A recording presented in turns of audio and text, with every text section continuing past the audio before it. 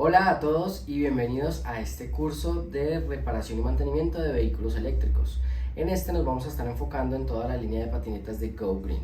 Entonces, para empezar a entender cómo funciona y cómo vamos a poder realizar mantenimiento y reparación de los vehículos eléctricos, vamos a empezar a entender el funcionamiento de este mismo, dividiendo sus componentes en 4 grupos. El primero de estos grupos sería la alimentación. Todo vehículo eléctrico necesita una fuente de alimentación, que para el caso de Go Green todas sus patinetas están alimentadas mediante una batería de iones de litio.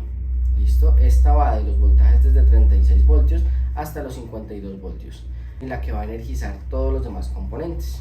En el segundo grupo tenemos la potencia. A la potencia le vamos a llamar a la zona de controlador, el cual es encargado de transformar la alimentación en potencia que va a ir dirigida hacia el motor. El motor a su vez hace parte del tercer grupo que vamos a hablar, que se trata de tracción. Todos los motores de los vehículos de Go Green son motores sin escobillas y se dividen en dos tipos, los que tienen sensores y los que son sin sensores. Y por último tendríamos el último grupo, que es el de control, el cual integra el acelerador, el freno, las botoneras de accesorios, botonera de control, etc.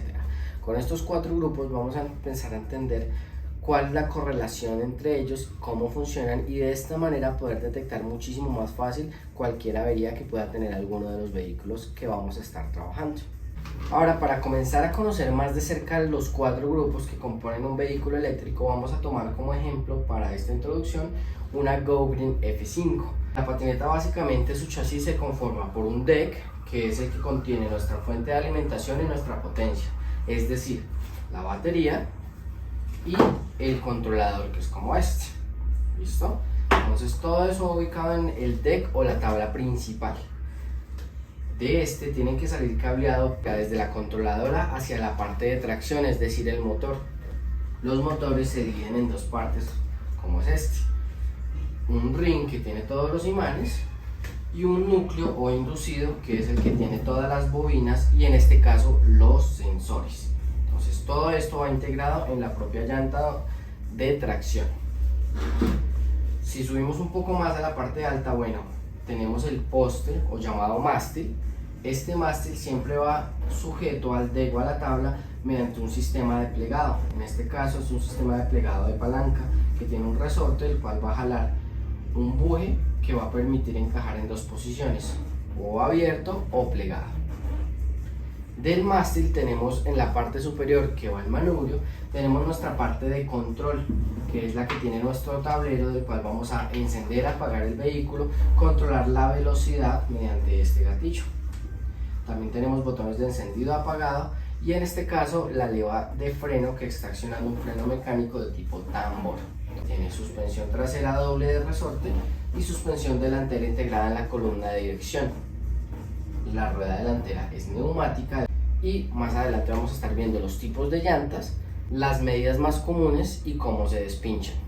¿Listo? Entonces acá ya sabemos, nuestra patineta tiene un deck, un mástil, un sistema de plegado, un manubrio plegable en este caso donde tenemos toda la zona de control, nuestra batería de iones de litio, que es nuestra fuente de alimentación. Profundizando un poco más en el tema de las baterías, tenemos que las baterías de litio están fabricadas con estos litios 18650. Su nombre viene de las medidas de esta batería. Estas trabajan en un voltaje nominal de 3.6 voltios. Su capacidad máxima en voltaje es de 4,2 voltios y su capacidad mínima sería de 3.2 voltios. Para reconocer su polaridad, pues algunas vienen marcadas, pero lo más fácil es: la cara plana más grande es el polo negativo y la cara más pequeña, que normalmente viene aislada, es su polo positivo. Si nosotros le quitamos todo este protector de color rosado, vamos a encontrar que es esta misma cara, es decir, toda esta parte es negativa. Su único polo positivo es este, y tenemos que tener mucho cuidado de que se haga contacto sin ninguna protección en esta zona, ya que el litio entraría en corto. Estos litios se tienen que trabajar con especial cuidado, ya que son bastante delicados a los cambios de temperatura muy fuertes, a recalentarse, no se pueden presionar ni perforar y muchísimo menos entrar en corto, ya que su reacción química puede ser bastante fuerte y pueden llegar a explotar o a incendiarse. En sus voltajes de trabajo también tenemos que tener mucho cuidado, no pueden bajar de los 3,2 voltios ya que se pueden dañar, ni tampoco pueden sobrecargarse superando los 4,2 voltios ya que se pueden recalentar y reaccionar mal. Estas baterías trabajan por ejemplo desde los 36 voltios nominales hasta los 52 voltios nominales para el caso de la gama de Go Green. Para llegar a esos voltajes tenemos que conectar las baterías en serie para sumar sus voltajes. Y la capacidad que se mide en amperios, miliamperios hora o amperios hora de cada uno de estos litios normalmente varía entre los 2 amperios hasta los 3,5 amperios. En este caso son baterías de 2,6 amperios o se puede decir de 2600 miliamperios. Una batería común va desde los 10 amperios hasta los 20-25 amperios. Para llegar a esos amperajes se tienen que conectar las baterías en paralelos para sumar sus amperajes. Ya vamos a conocer más a fondo cómo son las conexiones en serie y en paralelo, que son cómo están fabricadas todas las baterías de iones de litio, como podemos ver acá. Importante saber que estas baterías únicamente se pueden unir entre sí con el material conocido níquel, ya que no pueden ser soldadas entre sí con estaño. Como pueden ver acá tienen soldadura de punto, que es como están unidas, y es la manera más resistente y menos agresiva para trabajar estos litios, y también es muy conductiva, así que es la manera ideal para poder fabricar o reparar estas baterías. Nunca podemos aplicar estaño con un cautín en ninguno de sus dos polos, ya que esto puede recalentar demasiado litio y dañarlo. También tenemos que tener en cuenta que todas las baterías siempre tienen que estar al mismo voltaje. Todos estos litios que tenemos acá, que podemos llamar litios o celdas, tienen que estar en los mismos voltajes todos. Si hay algún paquete o algún litio que tiene menos voltaje que los demás, se le conoce este fenómeno como desbalanceo y va a hacer que la batería no pueda trabajar al 100% de su capacidad. Asimismo, cuando hablamos de que cada celda no puede bajar su voltaje mínimo de 3,2 voltios ni superar su voltaje máximo de 4,2 voltios, tenemos que tener un sistema que monitoree y controle las descargas y sobrecargas en estas baterías, y a ese sistema se le conoce como BMS. Este es un BMS común y tiene cableado para conectarse a cada uno de los paquetes de celdas que tenemos en nuestra batería. El BMS va a controlar la carga y descarga mediante la línea negativa. Es decir, nuestro positivo total de la batería va a ir directo a la salida de alimentación, mientras que el negativo de la batería va a entrar primero a nuestro BMS. El BMS va a administrar ese negativo según cómo monitoree las celdas, y si están en un estado correcto nos va a dar una salida por esta línea que se llama potencia. Asimismo va a recibir la carga únicamente por esta línea en negativo. El positivo siempre va a ir directo a la batería, nunca va a estar pasando por el BMS en sus salidas. Si el BMS detecta un desbalanceo, va a cortar la carga. Si llega a ver que alguna de las celdas llega a 4,2 voltios antes que las demás, va a detener la carga. Y también si detecta que en descarga alguna celda llega primero a 3,2 voltios, va a cortar la salida de corriente para evitar que se sigan descargando y no haya tensión en la batería. Ahora vamos a comenzar a hablar de paralelos y series, que es la manera en la que vamos a construir las baterías más grandes para que un vehículo pueda funcionar. Todo en base a los litios 18650. Entonces, entendiendo cuál es el positivo y el negativo, vamos a comenzar hablando del paralelo. El paralelo es conectar, para este caso del ejemplo, dos celdas de estas, sus dos polos negativos en una sola conexión y sus dos polos positivos por aparte en una sola conexión. De este modo tendríamos que por la cara donde están conectados los polos negativos tenemos un negativo total, y por la cara de los positivos un positivo total. Medirlo de esta manera me daría como resultado una única batería de 5,2 amperios, porque se están sumando sus dos amperajes, 2,6 más 2,6, pero el voltaje se me va a mantener el de una única celda de estas, es decir, 4,2 voltios en carga máxima. Quiere decir que en paralelo se suman los amperajes pero no los voltajes. Caso contrario de las series, que una serie es conectar el positivo de la primera al negativo de la segunda, y se va a formar este circuito de esta manera. No se pueden unir acá. El negativo total de esta batería sería el primer negativo, que está libre. El positivo de esa misma celda se va a conectar al negativo de la siguiente, dando como resultado dejarme libre la siguiente cara positiva, que sería esta de acá. Si medimos esta batería en estos dos extremos, me daría como resultado que tengo una sola batería de 2.6 amperios, es decir, el mismo amperaje de una sola, pero el voltaje en este caso sí se suma. Es decir, ya tendríamos 4,2 más 4,2 de carga máxima, tendría una batería de 8,4 voltios.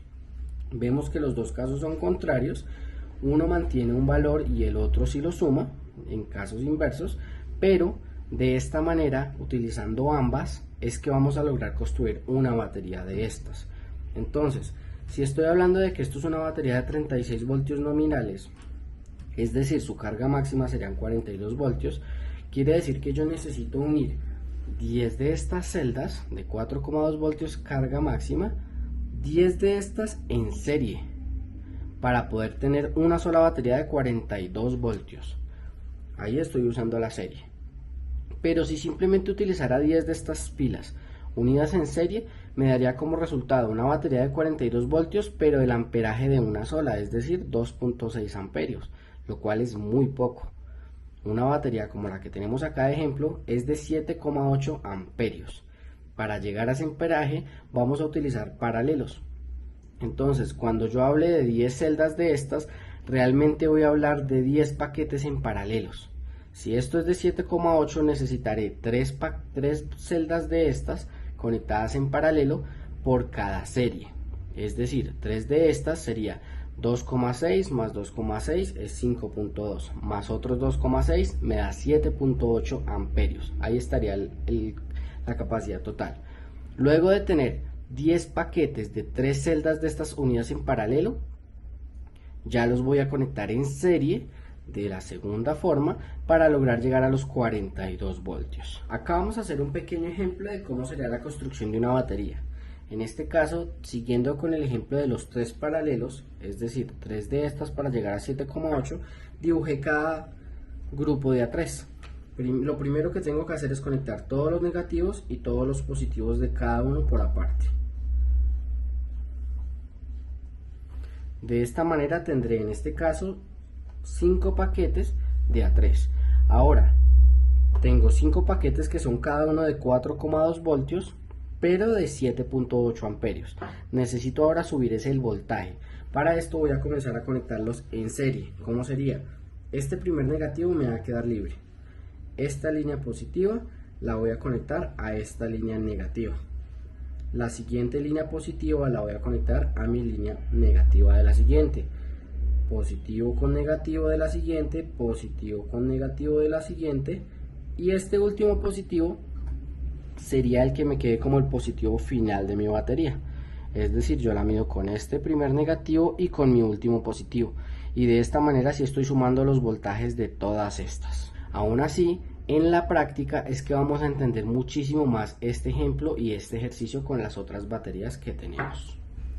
Ahora vamos a hablar de la línea de potencia del segundo grupo de nuestro vehículo eléctrico, y este es directamente nuestro controlador.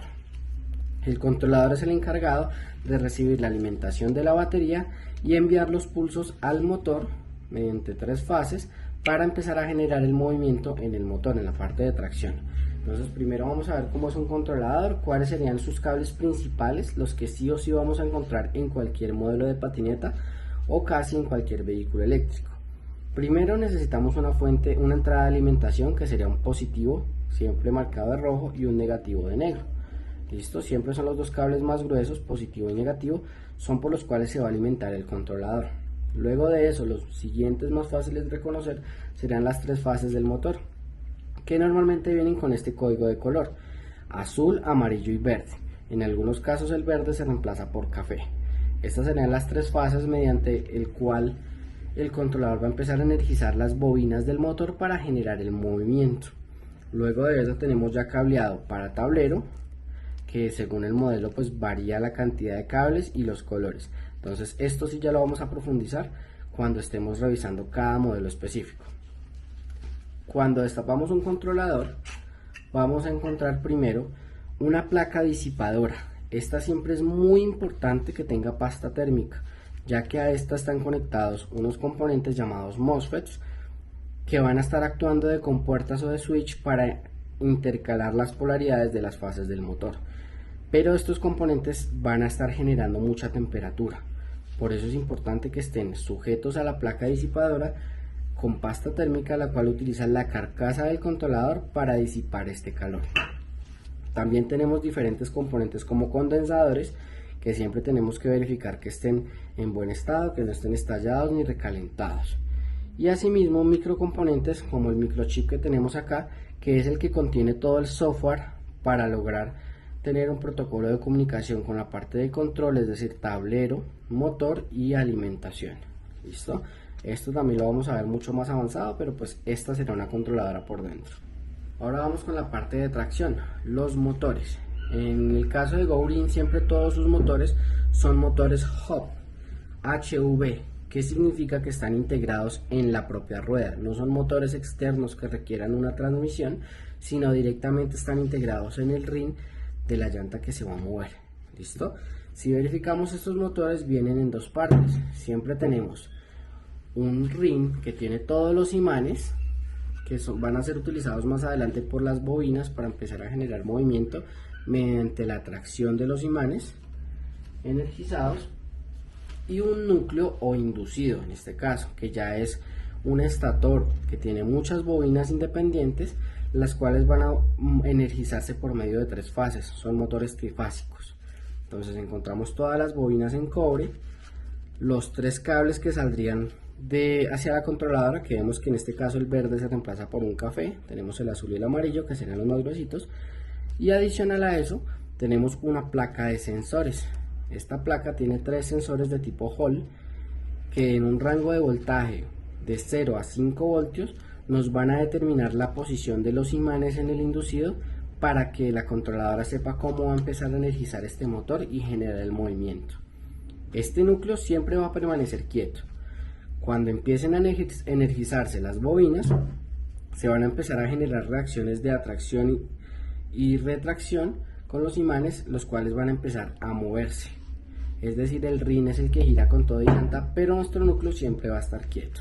Siempre debemos verificar que estas bobinas, este cobre, esté en un buen color, no se debe recalentado, no debe tener puntos negros donde se vea quemado, porque aunque acá parezca que todo se está tocando con todo, realmente tiene una pequeña capa de laca que aísla la continuidad entre todas estas bobinas.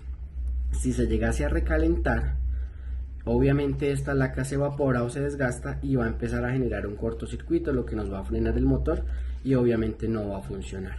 También tenemos que verificar los tres sensores para que estén determinando la posición exacta del motor y pueda girar con la señal de la controladora. Y por el lado de los imanes, nunca debemos ver ni recalentados, ni rastros de óxido ni humedad, y muchísimo menos imanes rotos o despegados del rin. Ahora, para la parte de control tenemos nuestro tablero, que es con el que nos vamos a comunicar directamente con la controladora. Mediante estos displays podemos encender nuestra patineta, apagarla, cambiar los modos de manejo y activar o desactivar la aceleración. Junto a este casi siempre va una leva de freno con un sensor para desactivar el acelerador en el caso de que estemos en movimiento y comenzar a accionar el freno de motor. Este display, la verdad, también es bastante sencillo. Por dentro encontramos que tenemos un imán que va a ir apuntando hacia un sensor de tipo Hall, que lo tenemos acá, es este verdecito de esta zona. Vamos a retirarlo de la carcasa. Entonces este verde con patas verdes de acá es el sensor Hall. Listo, este va apuntando hacia el imán y a medida de que el imán se acerque más, pues va a enviar una señal entre los 0 y 5 voltios, siendo mayor voltaje pues una señal de mayor aceleración. Tenemos también unos pequeños condensadores y unos microchips integrados, pues que la verdad no suelen ser reparables en el caso de tener que reemplazar. Su display, por el cual nos va a mostrar toda la información. Ahora vamos con los tipos de llantas. Las patinetas eléctricas se utilizan principalmente, o los más comunes son estos dos tipos de llantas. Primero tenemos las llantas macizas, que serían así como esta. Son llantas que no requieren de ningún tipo de cámara de aire, es decir, no llevan neumático ni son sellomatic. Simplemente están totalmente rellenas de caucho y suelen ser más anchas para poder tener mayor tracción, ¿sí? Algunas vienen con unas pequeñas perforaciones para suavizar un poco. Y son bastante utilizadas, sobre todo por el tema de que son antipinchazos. Al no tener ningún tipo de mecanismo de cámara de aire, pues simplemente no se van a pinchar y van a significar menos varadas o menos mantenimiento por parte del usuario. Luego tenemos las llantas neumáticas, que serían como estas. Son llantas que constan de una coraza y de un neumático, obviamente. Estas también son bastante usadas porque son bastante sencillas de despinchar y pues proporcionan mejor agarre y más suavidad al rodar que una llanta maciza. Por último tenemos llantas de tipo sellomatic, que son exactamente igual a estas pero sin requerir ningún tipo de neumático en su interior.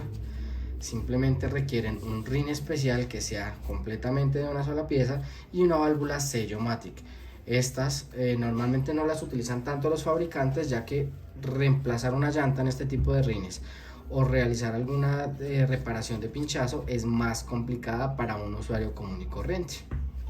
Para hablar en los sistemas de frenos en las patinetas eléctricas, primero debemos contemplar el freno de motor, en el que simplemente las bobinas del motor, en vez de consumir energía y generar movimiento, van a generar una resistencia con la cual se va a generar energía y esta va a pasar a recargar la batería.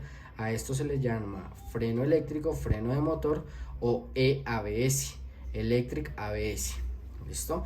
Después de esto contamos con sistemas de freno mecánicos, comenzando por el más básico y uno de los más usados, el freno de bandas, que sería con este.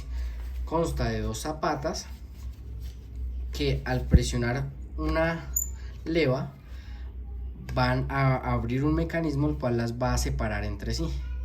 Al abrirse estas dos zapatas van a empezar a rozar por fricción contra la campana que va dentro del rin, y con esto por medio de fricción empezar a generar el frenado o a detener el giro de la rueda. ¿Listo? Entonces consta de una campana, de las dos zapatas y del mecanismo de apertura de freno. Este sería el freno de banda o de campana. Este tiene la ventaja de que es un freno que requiere normalmente menos mantenimiento y que con el agua no tiende a perder tanta eficiencia como los otros tipos de freno que vamos a ver a continuación. Tenemos el freno de disco, y el freno de disco se acciona por medio de estas mordazas. Estas mordazas tenemos de tres tipos principalmente, como esta, que sería la más sencilla, que es una mordaza mecánica de accionamiento por guaya, en la cual tenemos que fijarnos una cosa: la pastilla que va interna, es decir, por este lado izquierdo, nunca va a moverse, ya que estas mordazas son de accionamiento de un solo pistón, que sería el del lado derecho. Al nosotros presionar la leva del freno, la guaya tensionará esta leva, la cual hará que por medio de una balinera interna que tiene acá y un mecanismo, esta pastilla se cierre respecto al disco, ahí como lo estamos viendo. Al generar fricción esta con el disco y al estar aprisionada con la pastilla interna, pues van a detener el disco, van a hacer que disminuya la velocidad y frene. Pero entonces tenemos que entender que esta pastilla que iría por este lado nunca se va a mover, esta siempre va a estar estática. Entonces, a la hora de graduar estos frenos, el error que no debemos cometer es acortar la guaya en este sistema, que suele ser lo más común que se nos ocurra, pero acá lo único que estamos limitando es el recorrido, más no estamos graduando los frenos para que tengan una mayor eficiencia. La manera correcta de graduarlos sería simplemente acercando la pastilla interna, la cual cuenta con un tornillo de graduación por este lado, que al apretarlo va a acercarnos más la pastilla respecto a la otra. De esta manera, limitando el recorrido desde las pastillas y no desde esta leva. ¿Qué deficiencia tenemos en este tipo de frenos? Que normalmente en las patinetas eléctricas, por tener un diámetro de ruedas más pequeñas, estos discos y estas pastillas siempre van más cerca al piso, y por ende con cualquier charco se van a mojar y pierden bastante eficiencia de frenado en condiciones de humedad o de contacto con el agua. Entonces el tipo intermedio de frenos por mordaza, frenos de disco por mordaza, sería un freno semi hidráulico como el de este tipo. ¿Listo? Estos cuentan con un sistema de accionamiento muy similar al freno de mordaza común y corriente al mecánico, pero después de ser accionado por una guaya, su leva va a presionar un pistón y por dentro tiene todo el sistema hidráulico. Utiliza líquido hidráulico, al igual que algunos frenos totalmente hidráulicos. En su interior pues tiene la bomba de freno hidráulico, y la diferencia con respecto al freno mecánico es que sí tiene dos pistones que van a actuar en la frenada. Tanto la pastilla interna como externa sí van a accionarse y por ende va a tener una mayor eficiencia. Obviamente al ser accionado por guaya pues no es tan eficiente como un 100% hidráulico, pero pues es una muy buena opción que integran algunos vehículos de la línea de Go Green. Después de ya pasaríamos a los frenos totalmente hidráulicos, como lo son estos, que en este caso son unos Zoom. Listo, estos sí vienen con una línea totalmente hidráulica, no utilizan guaya, y sus pastillas pues también cuentan con dos pistones que se mueven al generar presión en la mordaza por presionar el líquido mediante la bomba de la leva de freno. Estos son los más eficientes de todos, ya que no suelen perder tanta eficiencia como estos dos con el agua, como el mecánico o el semihidráulico. Y estos pues el único mantenimiento que requieren, no toca graduarlos nunca de ninguna manera, sino el único mantenimiento que requieren es purgar, pues según el uso que le haya dado el usuario a este tipo de frenos. Otra cosa importante que debemos conocer es que todas las patinetas de Go Green tienen un display que nos va a mostrar información importante para el servicio técnico.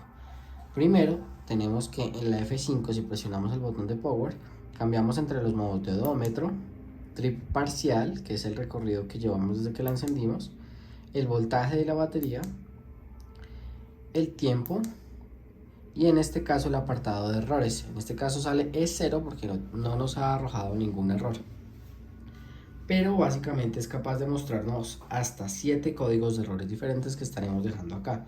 E1 para una falla en el motor, probablemente se haya desconectado la pacha de sensores o alguno de los sensores esté fallando.